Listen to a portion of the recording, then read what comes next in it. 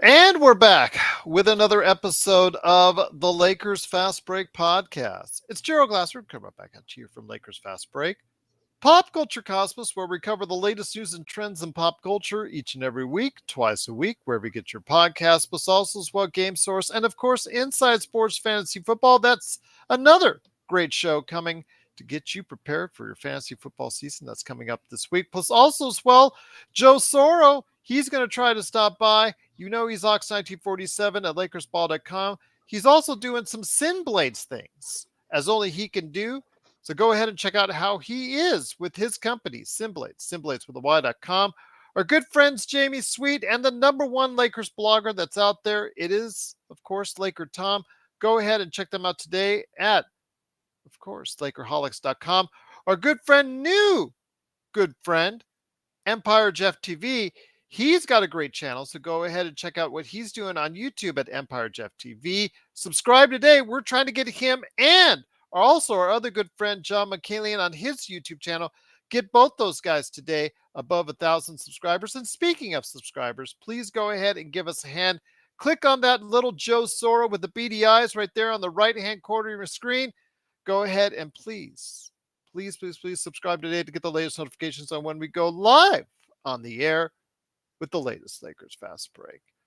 Well, great once again time for us this week. We got a lot of great team reports on the way, including tonight. We're covering the Brooklyn Nets, plus also as well we're covering Team USA. The recap for today against Greece earlier this morning for those that were waking up on a Monday morning to watch some basketball.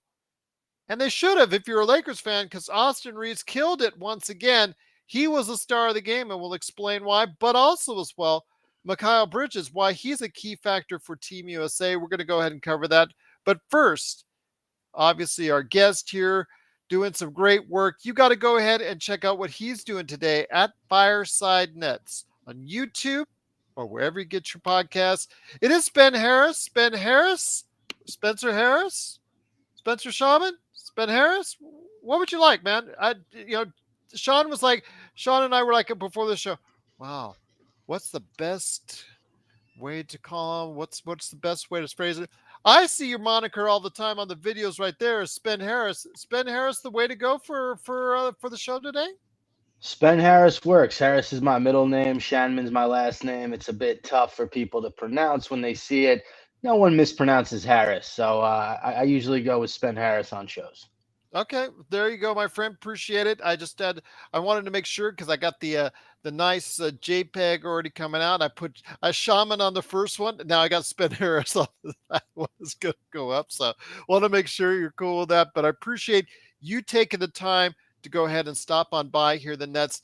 It is again. We're going to go do an extensive team preview of your team. Thoughts on today's game, plus also your thoughts on the Lakers before we head on out. But first up, it is the Brooklyn Nets. Kind of a transition time for you guys because this time last year, your title hopes were running high. You had, of course, Kyrie Irving. You had Kevin Durant. You had, looking like you're going to be just really just get everything going here. You did have Ben Simmons coming over as far as the trade swap with James Harden and all that. But let me know your thought process going into this season, and then we'll go into a more detailed look at some of the players making all the moves this season for the Brooklyn Nets. Yeah, so you take a look at, the KD Kyrie era. I compare it to dating an extremely attractive person who has a lot of baggage, and there's a lot of issues there.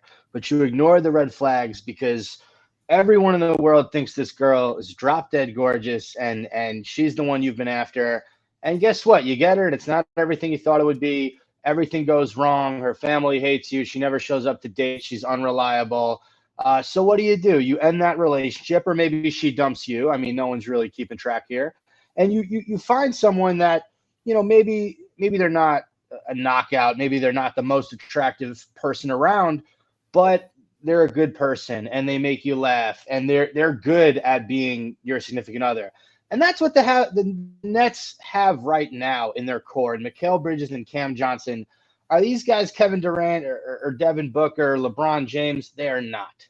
But what they are is they're young, They're promising. They've proven that they can play well in big moments, and they're also embracing Brooklyn as their own. I'm excited for this Nets team. Not a ton of expectations. That right now we're looking at anywhere from a 7 seed to maybe a play-in team. So I'm looking 7 to 10 seed for the Brooklyn Nets right now, based on their current roster, based on the fact that we don't know what Ben Simmons we're getting this year, based on just a lot there. That's kind of how I'm seeing this upcoming Nets season. Sean, before I get into some detailed questions in regards to Ben Simmons, obviously, but also the young talent that he's gotten back or the Brooklyn Nets have gotten back in these big trades, did you have any questions straight up for SpenHarris? Yes, Ben. I'd love to get your thoughts on what you thought about the previous draft, about them having those back to back picks. What did you make of that situation? Because a lot's been made about those guys, but they basically say they're kind of wait and see, as opposed to just plug and play, so to speak. So, how did you guys feel about the draft and the direction that Marks and Vaughn went? The Noah Clowney pick has kind of been tough, mainly because we've seen in the summer league for the Brooklyn Nets, he's not close to a finished product in the NBA, or he's not there yet. So he's going to spend some time in the G League. Sean Marks has said that. The Nets have gone on record and said that. Wasn't a huge fan of it. Um, if we were going to go big man, we should have went traditional big man. I feel like what we got was sort of a Clax 2.0, who, if he gets to be Nick Claxton in the NBA, that's great. But when we got Nick Claxton, he was raw, he was skinny, he could shoot a little bit. I think out of Georgia, he could shoot the three a little bit. That's what Noah Clowney is. So I wasn't crazy about that pick. I gave that pick a C- by Sean Marks. Dariq Whitehead, on the other hand, I like that pick a lot. Right after the Noah Clowney pick, Whitehead is a competent three-point shooter. He was in college before he got hurt. And he is someone who, when he's ready, I think he's going to be huge for the Nets. Really like his upside. Clowney, not as much. Okay. All right, fair enough. Because there's a lot of nice wing depth that the Nets have right now, and as you were saying, man, I agree. I think anywhere from a 7 to a 10 seed is likely the scenario. But they could pivot any which way with this squad, and especially with the previous knuckleheads that were there, Spence. Uh, the future draft pick history, it doesn't read like a bad spreadsheet at all. It looks all right. I mean, after through all this, through thick and thin, it looks like the Nets made out all right because of all this BS. Yeah, I mean, look, we're not in a complete rebuild, which I think is a win, because no fan wants to sit through 3 to 4 years of mediocrity to become the Thunder or to become the Detroit Pistons or the Houston Rockets. Like, they're all great stories now, but they're all these teams that have tanked the last few seasons to try to get younger. Sean Marks made it apparent he was not going to do that when he traded Kyrie and Kevin Durant. He said, we're going to get back guys that could potentially be cornerstones for this franchise. So you look at McHale, you look at Cam Johnson, they can still get better. There are areas of their game where I think that they can still improve. And McHale, definitely, he can take that next step. In terms of the moves that Marks has made this offseason, you look at pickups like Dennis Smith Jr., Darius Baisley, Lonnie Walker, the fourth, former Laker. These are not guys that you're going to put on a team that's rebuilding. These are guys that you're going to put to be role players on a playoff team. So that's kind of where I think Marks' head is at right now. He's thinking, look, we just got to be, a lower to back end playoff team for the next few seasons while McHale grows, while Cam Johnson gets better, while even Nick Claxton is someone who you still want to build a team around before it starts to become an attractive place for free agents to want to come back and play with Brooklyn. One of the things I want to ask you, and once again, we're on with SpenHarris. Please go ahead and check out his awesome channel today. Or if you're not going to do it on YouTube, you got to go ahead and check out Fireside Nets wherever you get your podcasts. But if you do it on YouTube, please subscribe today to get his great shows each and every time out. I want to ask you this, though. It's going to start with Mikal Bridges. Mikal Bridges, who had a really solid game today, providing the defense for Team USA and their victory over Greece. Obviously, a lot is expected for him to step up, and he did a pretty good job of it once he got traded over to you guys as being the number one option. Most analysts do not see him as a number one option going forward. What are you thinking about him being a cornerstone of your team going forward? And do you see him playing out as a number one, a number two, or something else? That's a great question. Look, he's the number one option on a team that might be a 9 or a 10 seed, right? And at the very best, a 7 or 8 seed. Can he be the number one option on a top 6 team in the East? I don't think so. He can be the number two option, which means you would need to go out and need to get a legitimate number one. And in the next few years, you look at some of the people that might become available. I'm looking at Luka Doncic of Dallas. If that situation goes south with Kyrie, Luka is someone I would just absolutely be ecstatic for him to be in Brooklyn. And that is a guy who Mikal would play off of perfectly. We've seen it on Team USA. Mikal Bridges is not a guy that needs the ball in his hands to create. We saw it for years in Phoenix. This is a guy who plays extremely well off the ball, almost as well as he's shown he could play on the ball this season for the Brooklyn Nets. You saw when the workload got a little too heavy for him in that Philadelphia series, he sort of faltered a little bit. He got in a shooting slump, and he came up short against the 76ers, a team where they would go on to lose to the Celtics that next round in 7. But I love Mikal Bridges. I love what he brings to the table. I don't see him being a number one on an upper echelon team in the East. So I would say a number 2. I have a tendency to agree. I know he's got a lot of great traits, but there's a reason why he hasn't been able to step up with the Phoenix Suns. But now that he's given the opportunity, you should see his game overall develop to the point where if you guys can get a number one, he could be one of the best support number 2 players overall in the NBA. Yeah, I would absolutely agree with that. And you kind of see it a little bit with Team USA. Like you look at this team and who are the alphas that have stepped up on offense, right? It's Anthony Edwards, it's Austin Reaves. I give him a little bit of credit. And I actually texted my co-host after watching a game. I said, "Listen, I love Mikal Bridges. I think Austin Reaves has a deeper offensive bag than Mikal Bridges." And I know Nets fans will absolutely kill me for saying that. But I look at the alphas on this team USA. Jalen Brunson's another guy, Tyrese Halliburton. Mikal is totally okay stepping aside and saying, "You guys do what you got to do. If I'm open, I'll shoot, but I don't need to touch the ball to be effective." And I think that's why it's so unique to think about another star coming here, because we all know Mikal is capable of being that 2 or being that third best guy up. That's true indeed. Once again, it is SpenHarris. Please go ahead and check out what he's doing today at Fireside Nets on YouTube. Please subscribe or go ahead and check him out audio-wise wherever you get your podcasts. Sean, any more questions? Because I know I'm going to hit him up with some other questions I've got. There's actually a player that I have a lot to discuss with him on the Nets. But your thoughts, my friend, that you can go ahead and hit up SpenHarris on.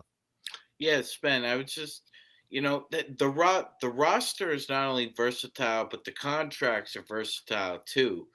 The Nets only have 3 guys on the roster over the age of 30, and they're all dead on the nose 30. Royce O'Neal, Spencer Dinwiddie, and I'm forgetting the last one, Spen. Over the age of 30? Yeah, it's Dinwiddie, Would be Royce O'Neal, and Dorian Finney-Smith over 30? Dorian Finney-Smith. My bad. There But really, he's that old? Wow, I thought. Yeah, I I know. like He's been in the league for 28. such a long time that some of these guys are still just 30 years old. He's 30 since May 4th. So he turned 30 a few months ago. Barely 30. But still, Okay. I mean, this roster is very young, and they have a lot of options. For example, we saw the kind of damage Cam Thomas can do, Spen. When he's focused offensively, he's a machine, right? Back-to-back 40-point games. The youngest player since LeBron to go for multiple 40-point games in a season. But sometimes he can't get his ass off the pine, man, because they want more out of him other than just being a scorer. Do you see the next 2 years being very, very important for both the Nets, or more important for Cam Thomas? So it's very interesting because some of the moves that Mark's made this offseason would suggest that Cam Thomas is going to see the floor less, right? You bring in a guy like Lonnie Walker the fourth. Lonnie Walker is better on defense than Cam Thomas. He's taller than Cam Thomas, and he plays better off the ball than Cam Thomas. So if I'm a Nets fan and I know what Cam Thomas is capable of when he gets going, but I don't know. I'm kind of torn. Who do I want to see more on the court? Do I want to see Lonnie Walker, who I know can come up big in big moments? We saw what he did last year for the Lakers against the Warriors in that huge fourth quarter. Or do I want to, play this kid who's been on the team for 3 years now, but his deficiencies at defense, his inability to play off the ball well and really play make it all for his teammates. He's not someone who likes to pass the ball. It just makes it tough if he's not on fire for me to want to see him get more minutes. Now, he's a guy, depending on how the Nets do, I can see them moving Cam Thomas at the deadline this next year.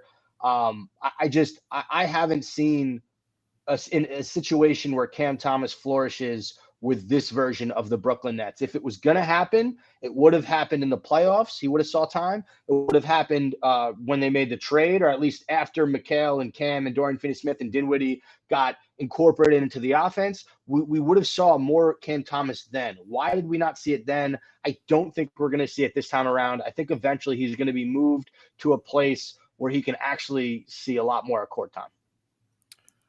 That's absolutely something I was going to talk about, Cam Thomas, because again, he's an enigma, who's someone who can light it up for 20 or 30, and then someone who can not even see the floor the next game. So someone that needs to find consistency, and I don't know if he'll ever will in a Brooklyn Nets uniform. It's going to be tough to see, or if the organization will be patient enough with him in order to go ahead and see all the way through. That's another thing as well. Will he be able to develop those other skills to be passable enough where he can really take advantage of being on the floor and also being such a great offensive machine? I agree with you on that. It's just, he's all these other things. Yes, he can score, but what else can he do for you? And if that's the case, I think that's going to be a hard time for him to, like you said, with Lonnie Walker the fourth and some other people there vying for that same kind of playing time, going to be a tough challenge for him to stay on the floor.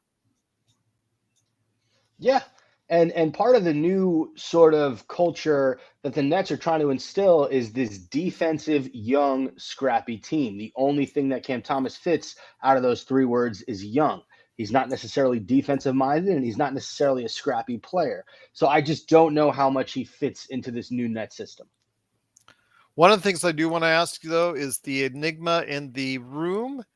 And that is a gentleman that has found his way as far as an outcast in many ways in Philadelphia.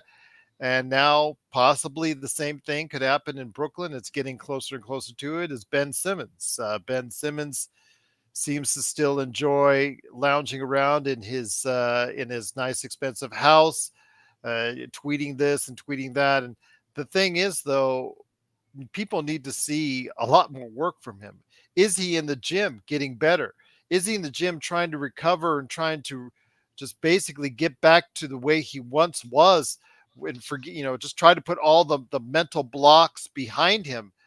The problem is I don't see that. I don't see anything that's going to give me a sign that he's going to be anything different.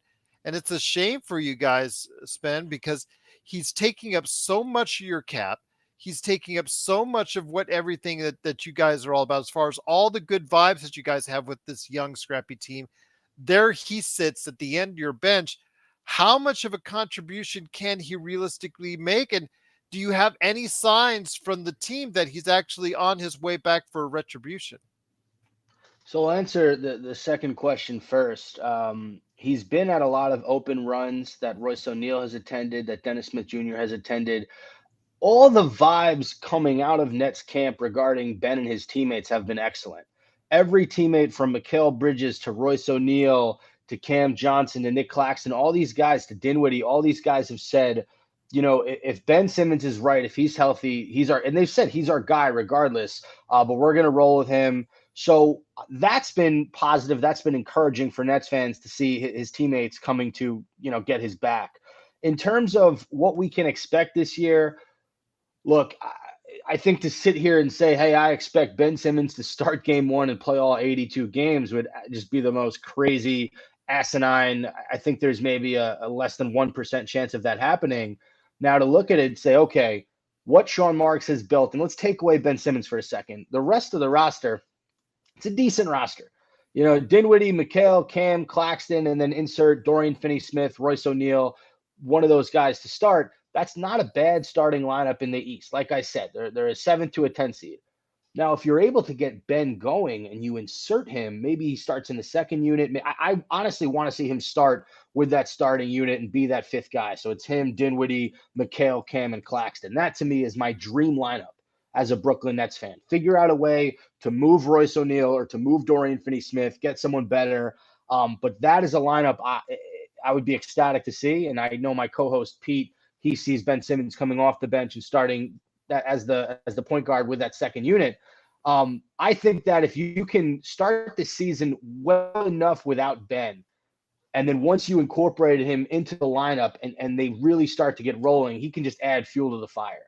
But as a Nets fan, I think there's a 50% shot that he comes in and he's the Ben Simmons of old. And there's definitely a 50% chance that he comes in and he's ineffective and he goes through mental hurdles again. And all of a sudden his back starts cramping up or he's got knee issues. Like, I understand that is a very legitimate possibility that we might have to live in again this season. So I'm holding out hope that, it's the 50% that he's good again, but we don't know with this guy. He hasn't shown it in a few years. And I'll say this, without the expectations for this team to be a championship contender, I do think the likelihood of him coming out and showing energy from the past and being the Ben Simmons of old, I do think it's a little bit greater that happens because the expectations are just not what they once were. Does your outlook change if he starts to become the Ben Simmons of old? Do you think that means that there's going to be a substantial leap, whether than I know you talked about 7 to 10. Does that mean that you can think that maybe with the Ben Simmons playing at the all-star level he was earlier in his career could possibly get you guys back into the mix in the top or near the top of the Eastern Conference? I really like that question, Gerald. I really do. And I think it's interesting. I think you're still a player away, right? Yeah, as do I. I think the same thing. Right. We talked about McHale not being a number one. Ben Simmons is not a number one either. He's a great player. He's an amazing point guard, but he needed Embiid on those Philly teams. Like, he needed guys like Jimmy Butler to be the alpha on those teams. He was never the guy taking the last second shot. So of course they can move from like 7 to 4 or 5, maybe, I think, if we get an all-star type Ben Simmons caliber player, but you'd still be one player away, in my opinion, from being a top 3, top 4 team in the, well, let's say top 3 team in the East. I agree with you. I agree with you on that. Once again, it's SpenHarris. Please go ahead and check out what he's doing today at Fireside Nets on YouTube and wherever you get your podcasts.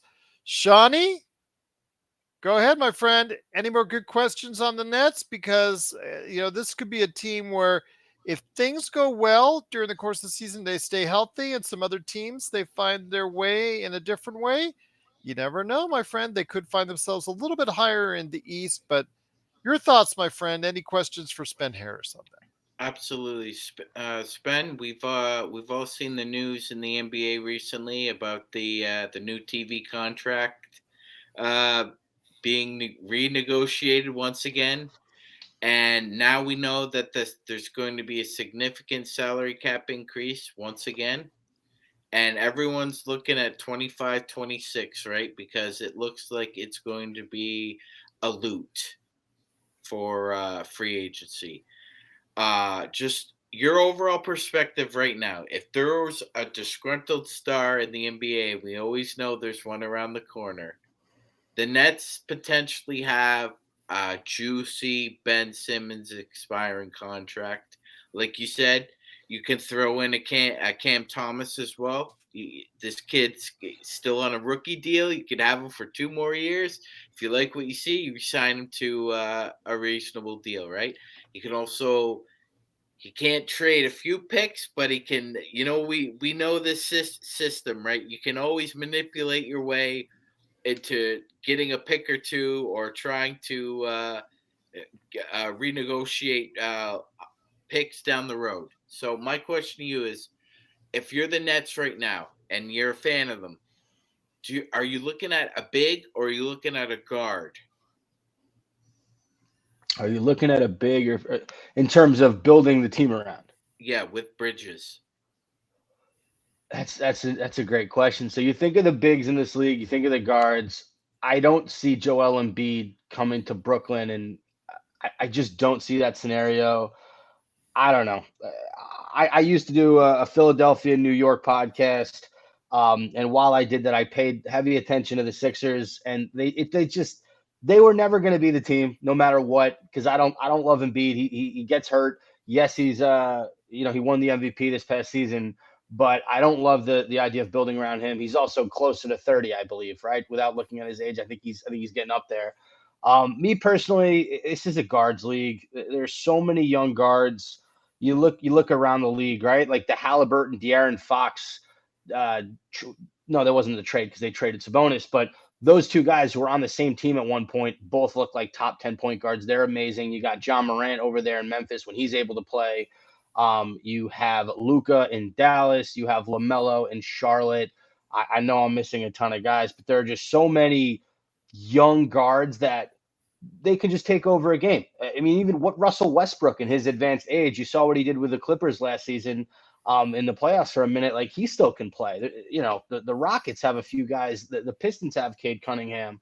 Um, so if I'm the Nets, I'm looking at one of these big time guards in a disgruntled situation. I am glad that we avoided the Damian Lillard sweepstakes this year. I mean, there's a very small chance we make a play for him, but that's a move that just doesn't make sense to me. Getting an older, I mean, we're also not in the same position that Miami's in. They've gone to the finals twice in the last few years. There may be a Damian Lillard away from getting over the hump, but to answer your question, there's just so many guards, and the big men are just so scarce. After Jokic, Anthony Davis, and Joel Embiid, who would the next best big man in the league be after those three guys? That's a good question. There's a big drop off there. You're right, Yeah. Spen. Karl There's Anthony a Towns? big drop. Is Yes, that the answer? that's the answer, and that's a big drop off. That is a big drop off, and that's a great point. That's a And he's great not point. getting any younger, and he has injury No, history as well. And he's a name that has bounced around Nets Twitter. There were, some people that thought Marks might make that trade, but again, I don't know how much better I don't know if he's a better one option than Mikal Bridges. They're both kind of twos. So yeah, and also you guys like how I threw in Anthony Davis. Normally I'd probably just say Embiid and Jokic, but because I'm on this show, I had to show AD some love. Yay! A subscriber. So, yep, absolutely. I do want to ask though, when it comes to Nick Claxton. Nick Claxton is a player who's very intriguing. Still, people look at him and they just kind of pass him off because he's very thin. I know people look at his lower base, his legs. Jokes aside, he's played very well for you guys. He provides a lot of rim protection. He's stronger than what people think, and I think he's a better rebounder than what people think. He's actually become a pretty good, solid player for you after the departure of Allen, who I know that departure still sticks with a lot of people because of how well he's played in Cleveland. But your thoughts on how much Nick Claxton can grow as a player? Can he take that next level? So we are talking about him in the context of, the centers that we're talking about at the very top of the league. We just got to see more from him offensively on a consistent nightly basis. We all know he can catch lobs, he can dunk the ball, and he's shown that in spurts he can work in the post and create for himself. But we just got to see it much more consistently. He's got to work on his mid-range game. I'd like to see him get, that 10, 8-foot jump shot off the bank, work that into his repertoire. he's just got to get better. And the other thing he has to do is he's a very emotional player, and he plays off his emotions, he plays off his energy. But we actually saw that backfire in the 76ers series, and I think it was the fourth game where the Nets were in 3 out of 4 of those games. He ended up getting ejected. Nick Claxton did. Yeah. And so, I mean, I know Embiid got ejected too, but that's just something that he's got to get better at. He's got to work on, defensively, he's a stud. I don't know if he was in defensive player of the year voting throughout the year. He's a guy that he's going to get a ton of blocks. He can guard 1 to 5. That's what I love about Nick Claxton. From a defensive standpoint, he's so versatile. But offensively, he's just not close to any of those 4 guys we mentioned earlier. Even a guy like Domantas Sabonis on Sacramento just has a much deeper bag than Nick Claxton. So I know he's been working in the offseason. He's a guy that he's been with the Nets his entire career. He's got a year or 2 left on his contract. He could be owed some decent money after this contract is over. I just got to see more from him as a Brooklyn Nets fan, to be this centerpiece type center moving forward throughout the next few years. Sean, any more questions for SpenHarris? Basically, we can go ahead. I actually also got to touch on some stuff with him as well before we start talking Team USA and the Lakers. But any questions for Spen right there for you, Sean? Absolutely. Spen, we know that free throw shooting is a learned skill. The more you do it, the small corrections you make, you can get better at it. We've seen a transformation made by one Andre Drummond. Was one of the worst free throw shooters we ever saw, and went through, a 16-month period where he actually shot 70%. I think Nick Claxton can go to another level if he improves his free throw shooting.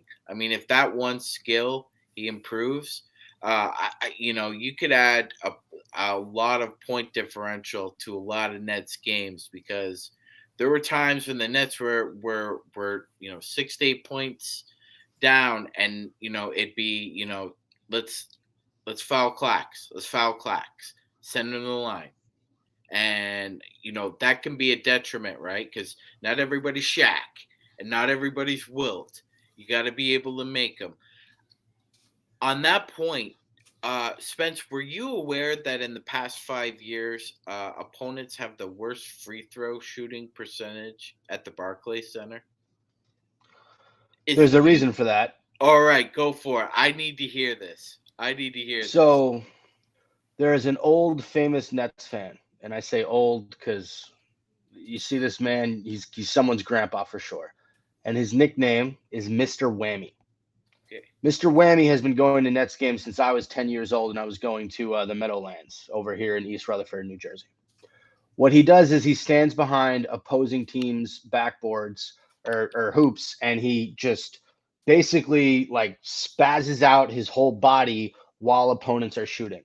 He was so disruptive that the Lakers' very own LeBron James asked security at one point at a game at Barclays a few years ago.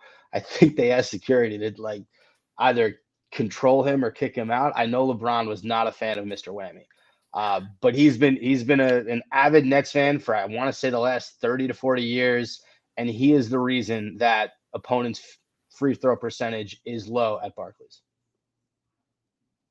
Oh, that's excellent words right there for you. Excellent thoughts from SpenHarris from Fireside Nets. One last thing I want to cover as far as for the Nets are concerned, and that is, are there any individuals on the roster that you are seeing that don't normally get talked about? I mean, obviously we talked about Cam Thomas, how we talked Nick Claxton. You talked about, of course, Mikal Bridges. You talked about all the major Ben Simmons, all the major questions or answers for the team going forward. Is there anyone under the radar that people need to become aware of that will actually gain a lot of momentum and a lot of traction this year for Brooklyn? Yeah, I think that, there's a few guys now. Spencer Dinwiddie, I wouldn't put in that category. I think we all know what we're going to get from Spencer Dinwiddie. He's not someone who's going to show us something that we haven't seen. So he's someone I think that what you see is what you get. We're going to get 15 points, maybe 8 assists from Dinwiddie, while Ben Simmons is recovering. The one under the radar guy that I really want people to talk about, if you haven't heard about him already, is Jalen Wilson. So this guy was drafted in the second round for the Brooklyn Nets from Kansas. He won a championship at Kansas. Very talented offensive player. His weakness in college, he couldn't shoot the three very well. I think he was below 30%. But in summer league with the Nets, he actually he was around 45, 50%, if not around 40%. And he was absolutely stroking the long ball. In terms of the guys the Nets drafted, Jalen Wilson is the most NBA ready player out of those 3 or 4 guys. I know Clowney, Whitehead, and then Wilson.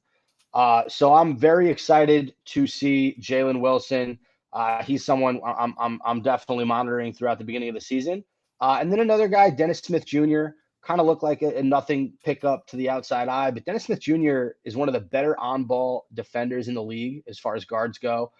He had a really nice resurgence year in Charlotte last season. So Absolutely. Those are the 2 guys, Dennis Smith Jr. and Jalen Wilson, I would look out for on the Brooklyn Nets this upcoming year. I was going to say that with DSJ because he did resurrect his career last year and last season so under the radar in Charlotte that because who watches games in Charlotte seemingly that and nobody noticed that he was actually doing so well and that he's basically resurrected his career. And I hope it continues for you guys in Brooklyn. But Sean, any last thoughts on Brooklyn before we get into Team USA and then the Lakers? Yeah, absolutely. That's a great point, Spence. I'll be checking out Jalen Wilson. I will definitely keep an eye out for him this year. I also want to say I liked a lot of flyers that Mark's made as well. Darius Baisley, I thought was a sneaky good pickup for the Nets.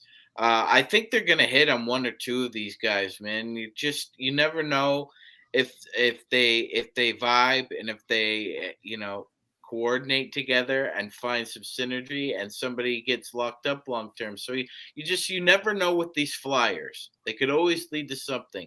But if you don't take them, you don't get anything out of them. Agreed. Well said. Absolutely. Before we head on out, and once again, it is SpenHarris from Fireside Nets right there on YouTube. Please subscribe today to get the latest notifications on when he goes live on the air with the latest and greatest shows that he has to offer right there at Fireside Nets or wherever you get your podcasts. Before we head on out, wanted to go ahead and touch on today's great performance today by Team USA. Winning just basically did not look like they were coming close. New Zealand, they started off sluggish, and obviously they started to once they put into cruise control, it was all over there. But 109 to 81.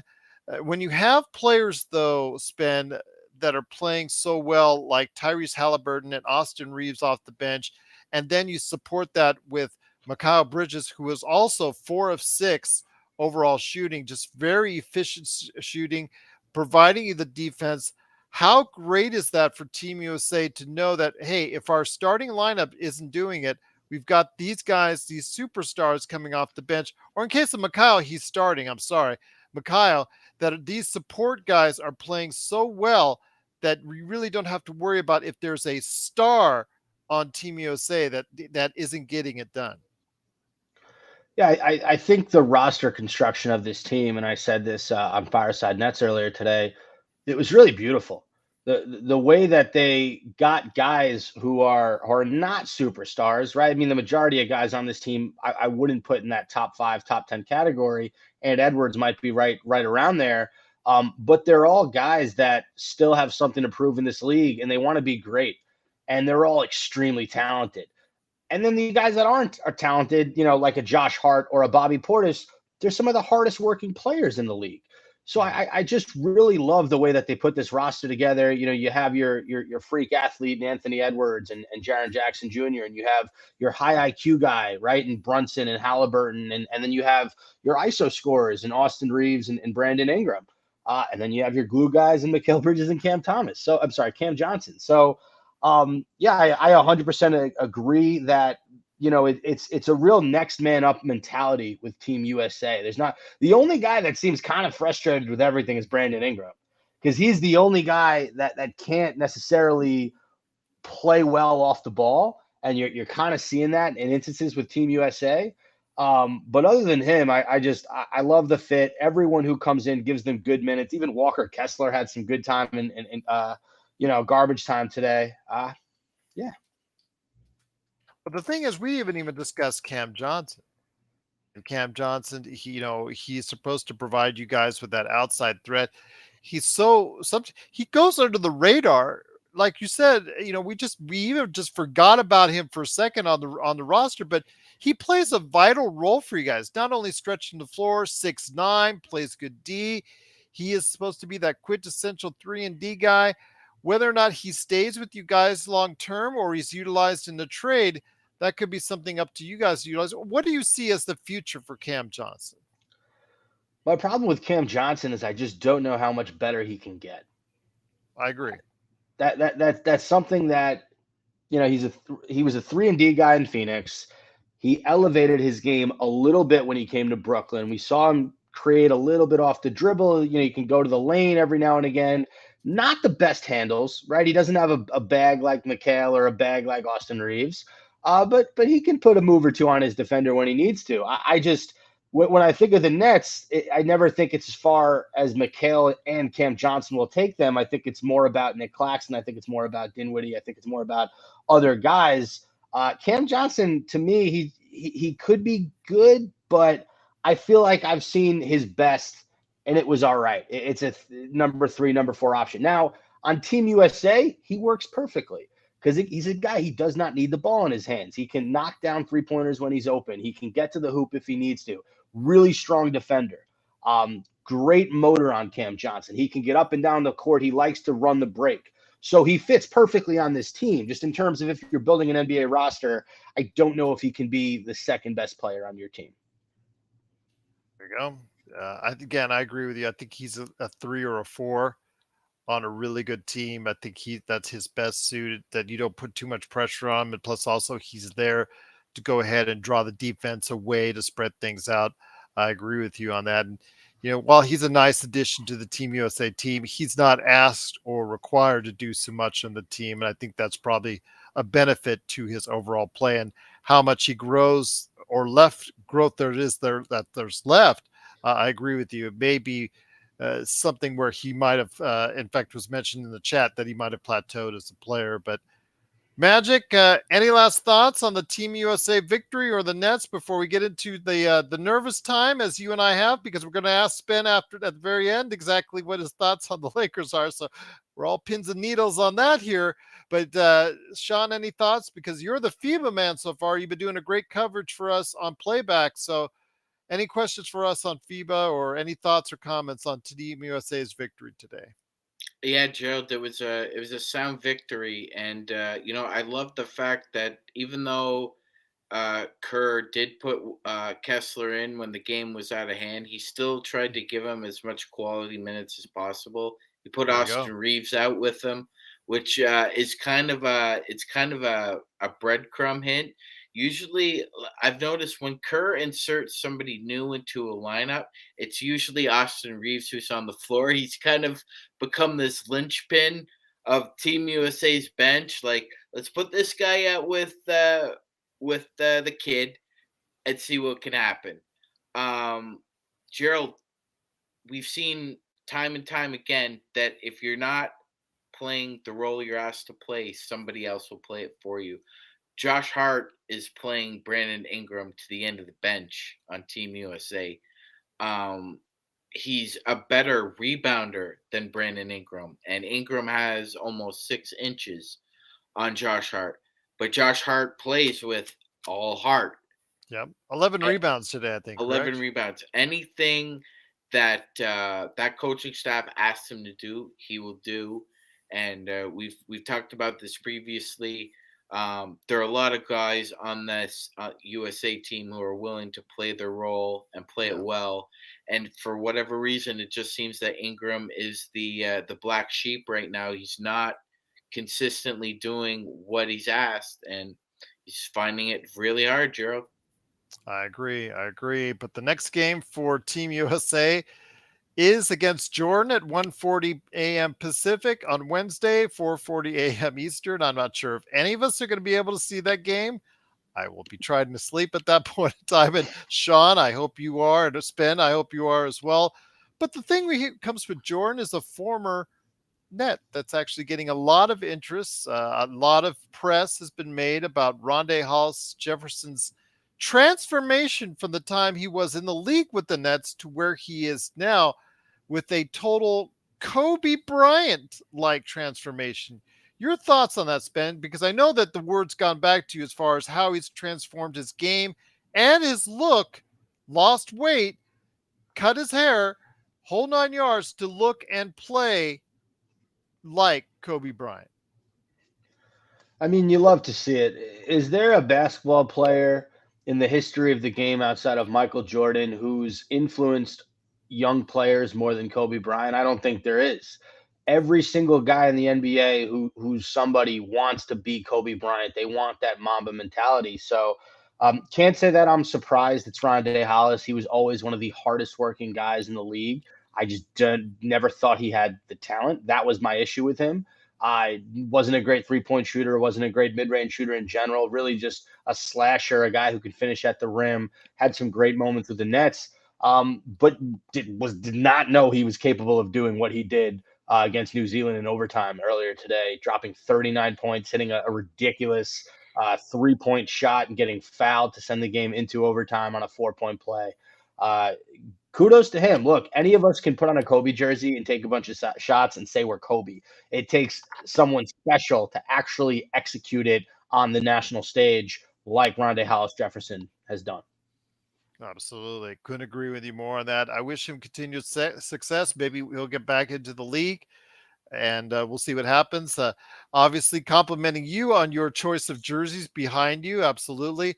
As I do mine behind this side is my Kobe side. That's never shown on screen with below Anthony Davis there. But Magic Man, who actually wears jerseys, today it's actually just the Black Mamba.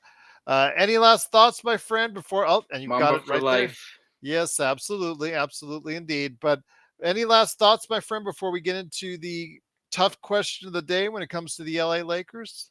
Yeah, absolutely, Gerald. A huge surprise, I think, coming down the pike here, at least from FIBA's perspective, is that it looks like the United States is going to play either the Dominican Republic or Puerto Rico for a chance to go to the medal round, and nobody had that on their bingo card. Um, if the United States fans are interested, tomorrow's a big game between Lithuania and Montenegro.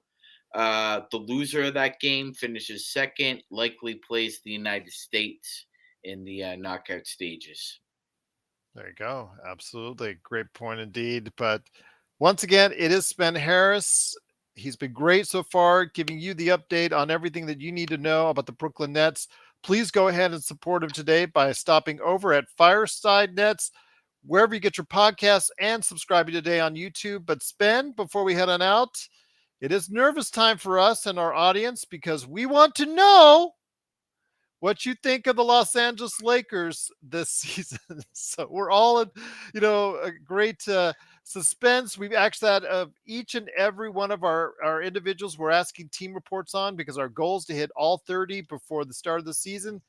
We've all asked them about their thoughts on the Lakers. We want it as honest and brutal as possible, or as good as possible. So your thoughts on the LA Lakers this upcoming season?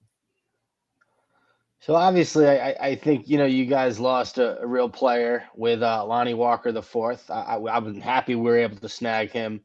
I was surprised that you guys locked up D'Angelo Russell. I didn't think that he was the most loved guy in Lakerland, He's not. but he's not, right? So that was a surprise for me.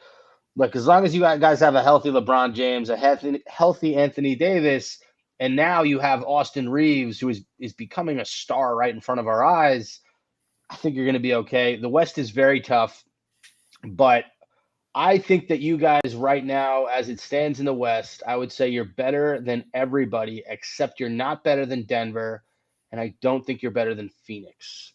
And those are the only two teams I would put above the Los Angeles Lakers right now in the West. All right, great thoughts indeed. Coming in at the last few minutes of the show, good man indeed. It is Mr. Simblades, Simblades with a Y.com. It is Joe Soro, Ox1947. I guess Mr. Mobile are going to be Joe. Any thoughts right here with SpenHarris from Fireside Is that Nets? Justin Turner? Is that Justin Turner? I get a lot of Ryan Fitzpatrick here. Okay, No, from our you're audience, you're going to get a lot of Justin Turner from these Dodgers no, fans you're here. you're much better looking than Ryan Fitzpatrick. No, you're Justin Turner, man. It's good being you, Spent. I'm sorry I'm late. I was supposed to be with the Magic Man today, but work summoned at the last second, so I'm now waiting for something else. Actually, I'm waiting That's for okay. money. Magic Man will never forgive you again. Yeah, I'm sure he would. The so we are talking about what the Lakers. I'm assuming we're talking Lakers now, right? Yes, yes. Okay. Unless you got any Nets So questions for him. so Phoenix and Denver are favorites at the moment at 1 and 2 in the West. I can roll with that. I think that's probably the right way to go. What those two teams are gonna have to deal with is Denver's gonna have to deal with complacency after winning a championship, which most teams do, and Phoenix is gonna have to figure out their chemistry. Because if you're gonna tell me that Bradley Beal's gonna be happy with someone like Devin Booker when something goes wrong in practice, I'd like to see what that is. Because Devin Booker has uh, a little too much estrogen for his own good. And then, of course, you got Kevin Durant, who hates the world ever since he's left Oklahoma City. You have DeAndre Ayton, who doesn't feel appreciated, even though he doesn't show up when he's supposed to. So the chemistry there, the ability to win consistently is going to be – it's going to come down to, even if they do win, are some of those guys going to say, well, I want it to be me as the main reason? I don't know. I don't know what's going to happen there, but if you put history there, I'm going to say it's going to implode at some point because you don't have really mentally strong guys there, except maybe Bradley Beal. I don't know. We'll see. But Joe, any thoughts on the Nets? Questions on the Nets? But I thought that was very point by Spen. I thought we've projected the Lakers right as of now, barring any trades or changes or anything like that during the regular season and good health into that third, fourth slot right there. That seems to be the projections where most everybody has the Lakers right now. Joe, again, any thoughts on the Nets for Spen? Because we think it's going to be a decent season for them. They are a big player away, I think, from really competing at the top of the Eastern Conference. I think that's also consensus here. But any thoughts, my friend? Get rid of your last malignant cancer. I highly recommend you do that. You know who that is. I don't even need to say his name. Get rid of him for anything, for bubblegum, for whatever. And then you'll start getting back to what you guys were supposed to start when D'Angelo was an all-star and the Nets were starting to get out of that Paul Pierce, Kevin Garnett disaster until Kevin Durant and Kyrie Irving completely took a nice dump on your franchise. No more of that. And we felt that same situation too, actually, with the Russell Westbrook trade, because my theory is that response was due to the fact that you guys went after James Harden, and that set a terrible trend in LA with them thinking we need to get a third star, because that year that the Lakers got beat by Phoenix, we had offensive spurts that were there was like a 3-minute there was 3-minute dead times in every game I remember in the second half of that season. We just could not score for at least 3 minutes during a game. Like nothing, not a free throw, not a basket, not a layup, nothing. So people panicked, panic after panic after panic. And we both got the crap end of the stick on that one. But you guys need to get that last piece out of the way and start getting back to maybe taking over the city of New York, because I don't see the Knicks ever really doing anything, unfortunately. Even if they went and got Zion, I don't know if Zion can If he can't handle New Orleans, I don't know how the hell he's going to handle New York. And if Joel Embiid decides to say, I want to go to New York, I don't know how much he has left after a year or two. I think he's a little over the hill. So keep doing what you're doing. I always love using the Nets as the what if Calipari. This is again my theory. I don't have any proof, but if Calipari, they had let Calipari decide who to draft in 1996, Kobe would have been a New Jersey legend. He wouldn't have played for New Jersey. I think he would have. No way. He would have Eli Manning his way to the Lakers. No, he would not have. There was word that's what happened, but there was an interview where he said he would have played anywhere. I'll tell you this. I knew the former president of the New Jersey Nets who worked with Calipari. He said there wasn't a chance Kobe was coming there. Really? Was it because of him or Calipari? I don't remember the reason, because we're going back to like 7 or 8 years ago when I talked to this guy. But because I brought it up, I was a diehard Nets fan, and we were having a conversation, and I said, hey, what gives? Why didn't you draft Kobe? Like, who cares if you don't want to play here? You make him play here. And he told me there was absolutely no way he was going to play in New Jersey, just no way. So you said, who was it that you spoke with? One of the people, he's the president at the time for the Nets. I don't remember if he was the president or the vice president, but he had a high up position in the early 2000s, late 90s during the Kobe draft was 96. Would you say I'm off that if they had just let Calipari make the decision? He was the GM, right? The GM coach, right? Correct. Yes. Okay. So you're saying there's no way Kobe went there, but if it was Calipari's decision solely, do you believe he would have picked Kobe 8? Yeah, probably. Okay, so I'm not crazy. Yeah, I don't think you're crazy. The reason why I think he plays in New Jersey, number one, he knew he'd be one. He knew he'd be one. Kobe's career would have been just like LeBron's and Jordan's and number one young guys, right? There's no he would have never started out on the bench. He would have started. He would have been a number one. Right. His stats would have been different. And then on top of that, I have a hard time believing he wouldn't have come. He's a half hour away from Philly. Why would half hour? No. You saying by plane? Absolutely. I think he plays, and I watched an interview where he said, I wish I had recorded it. He said he would have played. It was all a ploy to get to LA. Interesting. Okay. All right. I believe you. Yeah. I would have not come on unless I knew you were a Nets guy. That's why Sean was like, dude, you're gonna love this guy. As soon as he said that, I gotta park somewhere and get on here because I've been dying to talk to. I don't know any Nets people around here. No one. You might as well try to find somebody that cheers for lacrosse in Iceland here. There's no Nets. There's no Nets anything here. So I've been dying to meet somebody that's a Nets fan, like a diehard, not just a Nets fan. So that's one thing I want to ask you, though. That's one thing I want to comment on is that the Nets, you've got, this is not New Jersey from the past.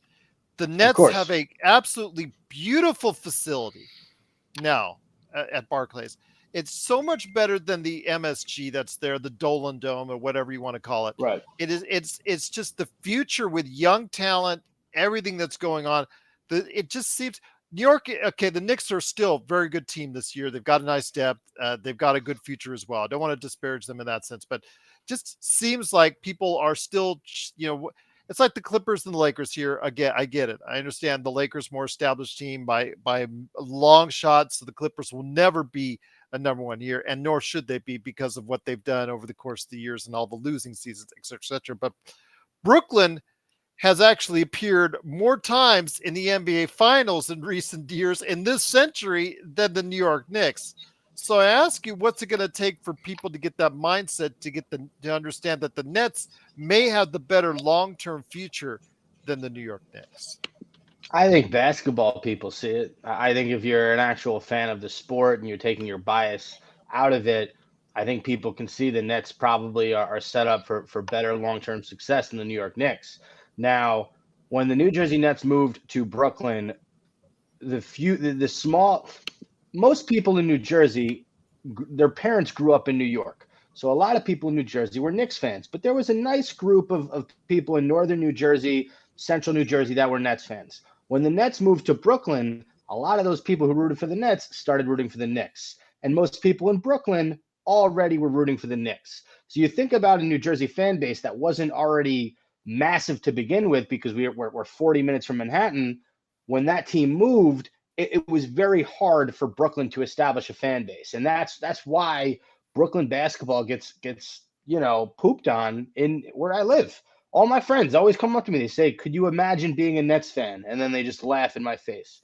And I know what you're thinking. They're probably not great friends, but they're pretty good friends. It just happens to be 99% of people around this entire New Jersey tri-state area root for the New York Knicks. Me and we're scattered. We have a nice group, but me and the remaining Nets fans, it's almost like we're survivors of the apocalypse. A team that didn't have a big fan base moved to another city, not even in the state. We're what remains of the Nets fan base.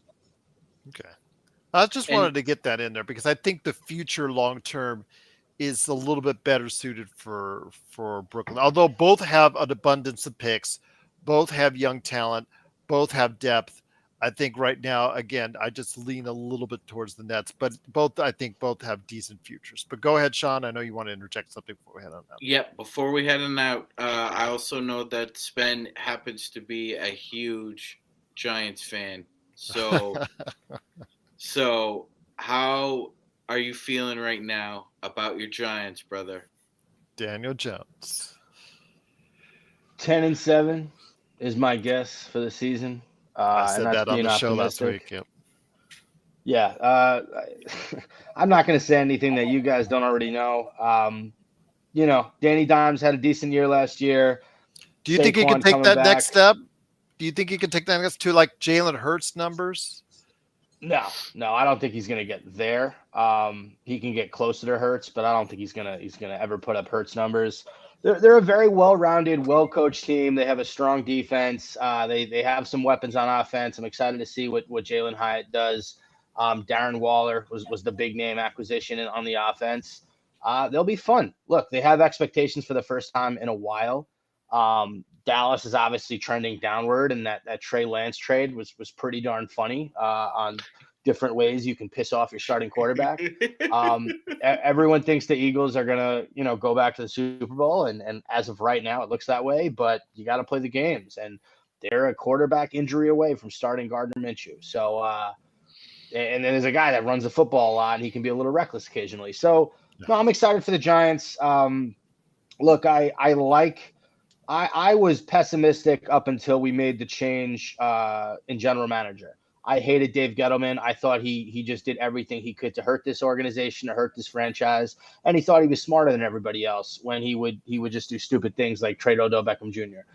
Once Joe Shane came in, hired Brian Dable, you could just sense, a feeling of pride in the organization for the first time since one Tom Coughlin ran the show. Whether or not we win a Super Bowl under this regime, I don't know. I just know that as a fan, I personally love the vibes. I love what Dable brings to the table. I love a jolly fat guy coaching up a bunch of muscle guys. It's just the best, and I'm super excited as a Giants fan this year. And this is the first time I'm saying that in about a decade. That's amazing. I agree 100%. There's nothing funnier than seeing a fat coach just cuss out a 250-pound lineman. It is hilarious. Joe, any last thoughts, my friend, before we head on out?